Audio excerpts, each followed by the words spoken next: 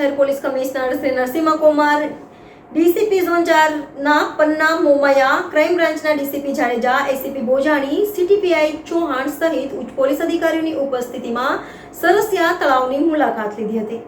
કરબલા શરીફના જંગને આજે સદીઓ વીતવા છતાં સમગ્ર વિશ્વના મુસ્લિમ સમુદાયના લોકો દર વર્ષે પરંપરાગત રીતે મોહરમ માસના પ્રથમ દિવસે હઝરત ઇમામ હુસૈન રદી શહીદ કરબલાના શહીદોની યાદમાં ખીરાજે અકીદત પેશ કરવા તાજિયાની સ્થાપના તેમજ કુરાન ખવાનીના પઠન કરતા હોય છે।